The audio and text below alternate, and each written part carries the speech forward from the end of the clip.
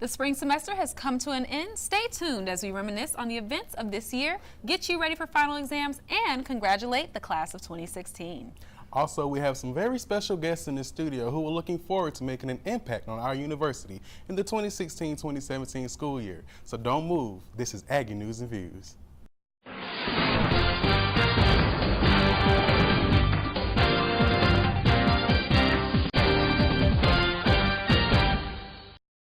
Thank you for tuning into Aggie News and Views. I'm Misha Caldwell. And I'm Jaquez Spivey. Around this time of year, A&T's election season quickly comes to a close and royalty is announced. Of the positions at stake, 2 students have the university's name on their back. Aggie News and Views political anchor Arlette Hawkins has them here in the studio. Arlette? Ladies and gentlemen, please welcome the 2016-2017 Mr. and Miss North Carolina Agricultural and Technical State University, Jasmine Bowles and Jeffron Smalls. So, what was your favorite part about running for Mr. and Miss? Jess? So my favorite part about running for Miss North Carolina A&T was the interaction I got with the students. Being able to talk to them and be personable with them, whether that was doing dorm storming or doing any of my events that I had, just really being able to be me and showcase to them, you know, I'm Jasmine and I'm a student just like you all. So that networking really was, you know, something that I took away from the campaign. Yeah, my favorite part of the campaign, throughout the whole campaign, was actually like finding myself and like actually being able to connect with students, and you know, dorm storming, the events that was held out throughout the campaign, and even reaching out to alumni, you know, like getting their support. You know, that meant a lot to me, and you know, just realizing, you know, pushing forward and realizing that it was bigger than me. Awesome. So what set you apart from your opponents? Okay. You want to go first? Yeah, I can go first. I would say one thing that set me apart from my opponent is, I mean, different stories. You know, it was a solid competition, race and everything, and you know, friendly competition at that. So you know, he had a different story, I had a different story. So I kind of like used my background to connect with different students. You know, being able to be relatable to the rest of the class and the student body. So something that set me apart from the other candidates that I ran against, for one, I think that we all ran a fantastic race, even the misters as well. So I commend everybody for doing that, because it takes a lot of courage to do this, to be vulnerable, like Jeffron said, and get up here, you know, and really put your story out here on the line. So, but what really set me apart from others was, I would say, is my personality. I think I was really able to connect with students on being able to be personable and relatable to them, as far as even just, you know, showcasing my personality, that I am fun, outgoing, but I also am a student at the end of the day, just like everyone else. So whether that's, you know, I got to do my schoolwork, as well as, you know, try to have events for the campaign, still being out in front of the CAV, things like that. So my personality really, you know, set me apart from others. Awesome. So what issues do you see here at A&T that you believe that you can change while you're in office? Okay, I'll start. Some of the issues that I see here on A&T campus is not the social life. You know, one of my biggest questions I would ask students is, you know, how do you guys feel about the social life here on campus? And you know, they say that it's not, like, the social life is not, you know, how they want to see it. So I want to be able to do community service and initiatives that would allow students and the entire student body to be involved, which consists of, you know, collabing with different organizations, you know, trying to figure out ways and strategically think of how I can get more students involved. I would agree with Jeffron. I think I had an event actually that was called What is Your Solution?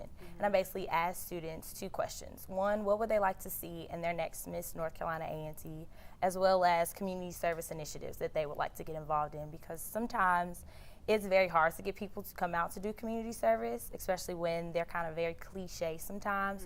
So trying to find an outlet that is going to be exciting, but also, you know, you're still doing that service to the community. So when I was asking different students what, you know, things that they would like to see, I noticed that they were saying there's a lack of communication sometimes, whether that's through, oh, I only saw it once on social media, or I don't have a social media, so I didn't see it at all. So even going out to the students saying, hey, this is the event that's kind of going on, instead of just relying on social media or just posting a flyer in just one area on campus. So really reaching out, being able to be that communication is something that I would like to do. Awesome.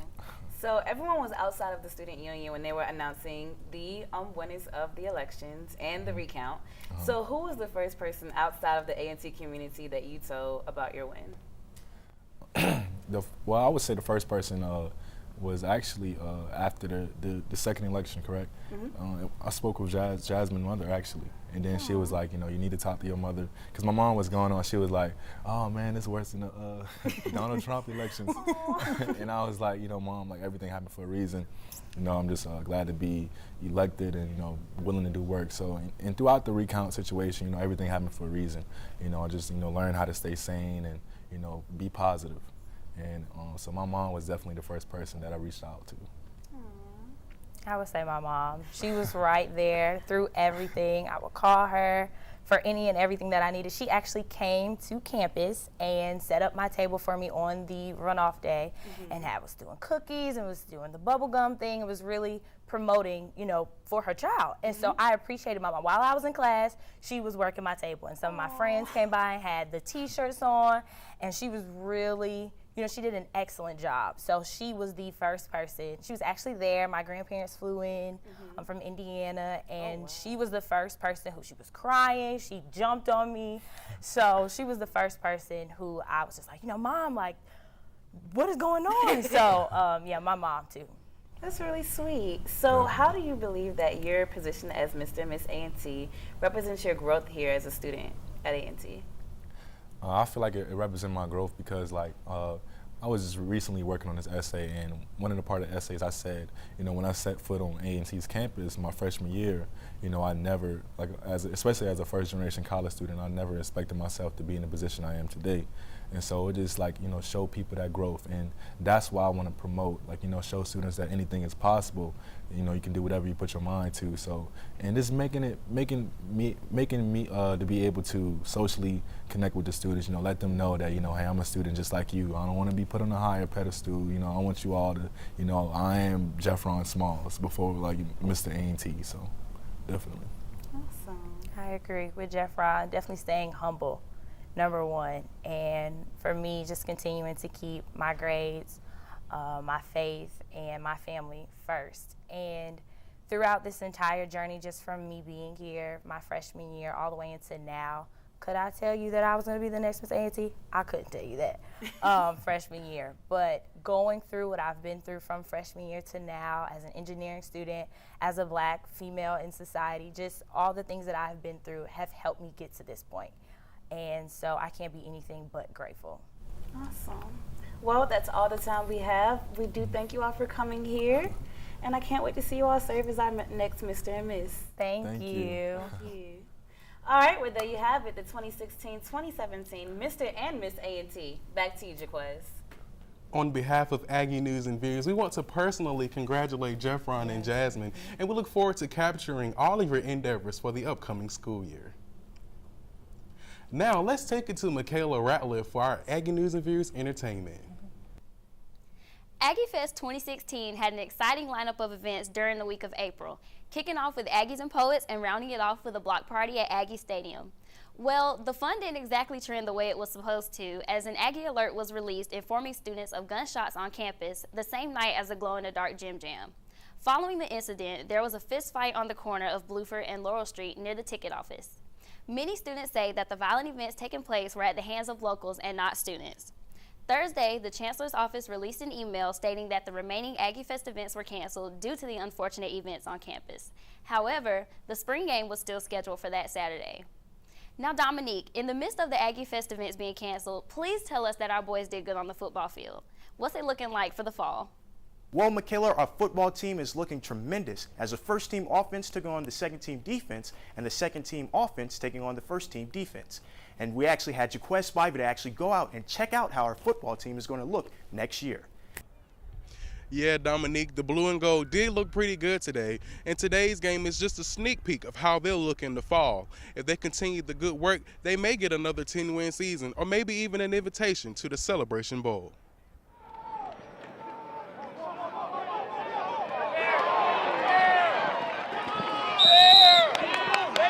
5 months after winning their second straight MEAC title, the Celebration Bowl, and the school's third Black College Football National Championship, the Blue and Gold finished their spring football game with a 14-14 tie. The blue team featured the Aggies' first-team offense and second-team defense, while the Gold played with their first-team defense and second-team offense.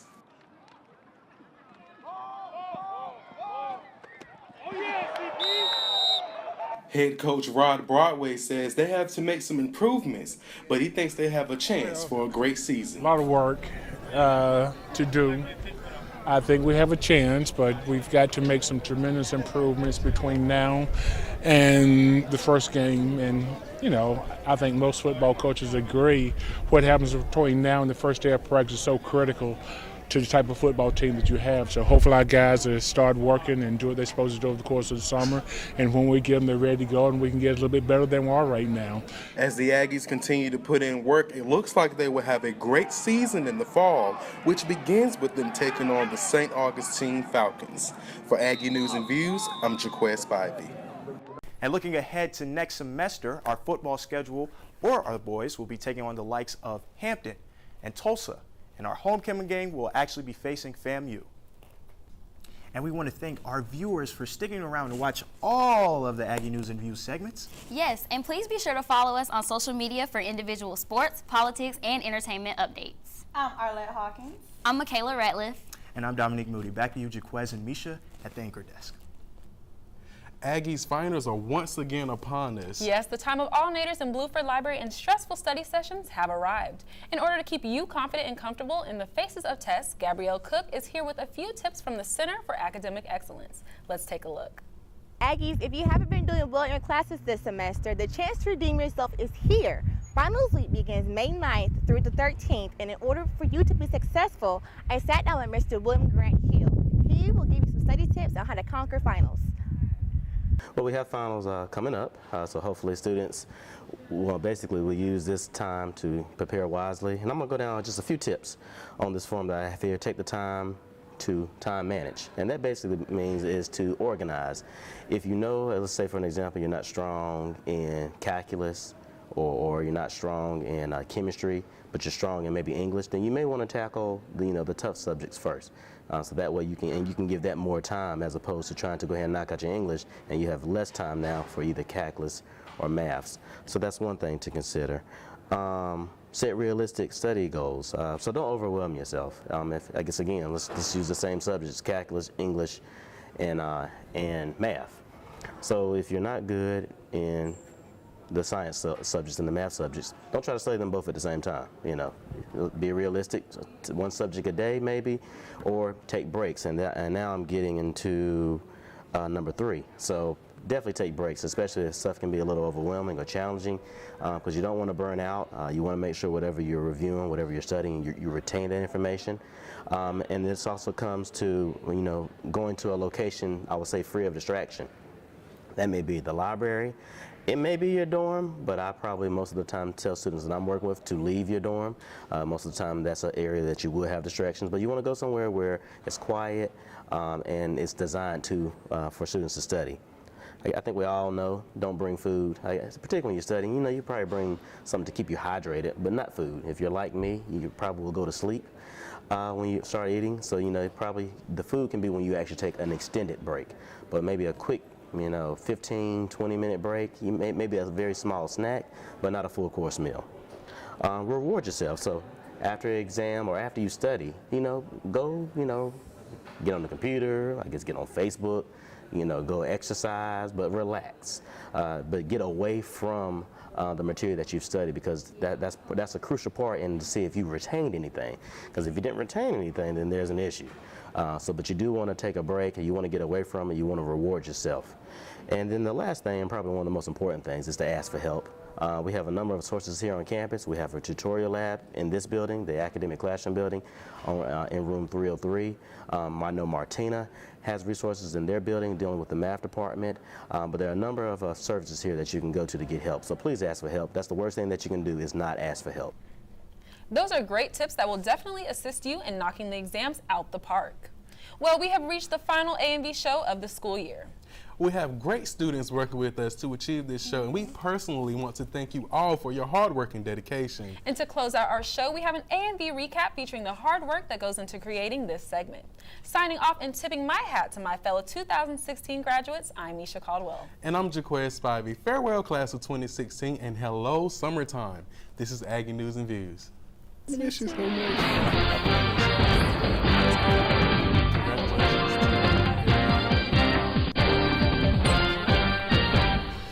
Okay, ladies, big smile.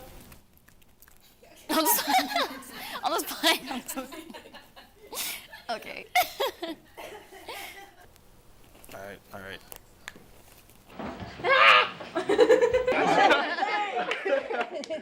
She walked in. She did that walk. Like, she did that. So funny. Everybody's being picked up on the wireless. I think everybody is. Yeah. Spivey. Farewell, class of 2000. Sorry. I'm actually doing this for the.